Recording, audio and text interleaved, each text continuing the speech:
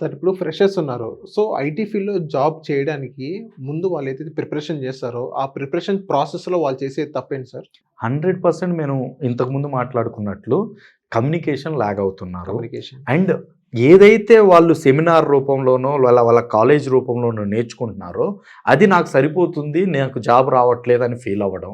And then ఐటీలో fresher జాబ్స్‌కు సెపరేట్‌గా ఉంటాయి. For example freshers jobs maximum full stack Python అని, ఓకే, లేకపోతే ఫుల్ స్టాక్ జావా అని, లేదా ఫుల్ స్టాక్ .NET అని, ఈ కోడింగ్ టైప్‌లో ఎక్కువగా ఫ్రెషర్స్‌ని తీసుకుంటారు. లైక్ సీక్వెల్ అని, ఇలాంటి వాటికి ఎక్కువగా ప్రిఫరెన్స్ ఇస్తారు యాజ్ అ ఫ్రెషర్‌గా. కానీ వీళ్ళు ఏం చేస్తారంటే టూల్స్ నేర్చుకుంటారు. లైక్ డెవాప్స్ టూల్స్ అని, లేదా టెస్టింగ్ టూల్స్ అని, ఏపీఐ టెస్టింగ్లని, ఇట్లా టెస్టింగ్ టూల్స్ నేర్చుకుంటారు, లేదా అదర్ టూల్స్ నేర్చుకుంటారు. ఈ టూల్స్ ఏంటంటే ఎక్స్పీరియన్స్ క్యాండిడేట్లకు ఉపయోగపడతాయి. ఇది మెయిన్ తప్పు. ఇంకొకటి ఏంటంటే సరైన రెజ్యూమ్ని ప్రిపేర్ చేసుకోకుండా నీట్గా అంటే ఏదో నాకు జాబ్ రావట్లేదని చెప్పేయడం.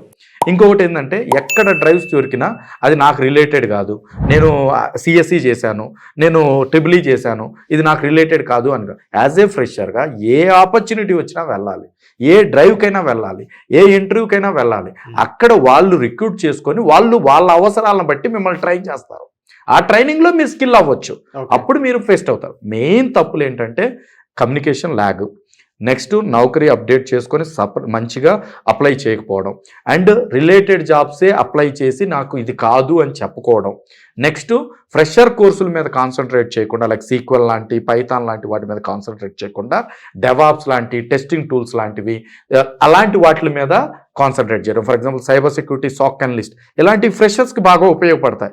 డేటా సైన్స్ నేర్చుకున్నా సరే అందులో పైథాను, మిషన్ లెర్నింగ్ కవర్ చేస్తారు కాబట్టి ఫ్రెషర్కి ఉపయోగపడతాయి. ఇలాంటివి కాన్సన్ట్రేట్ చేయకుండా tools, testing tools, devops tools నేర్చుకోవడం వల్ల చాలామంది నష్టపోతున్నారు. ఇదే మెయిన్ తప్పు. Okay. So, thank you sir. నా సోషల్ పోస్ట్ వచ్చినందుకు. Thank you Nihal, thank you so much.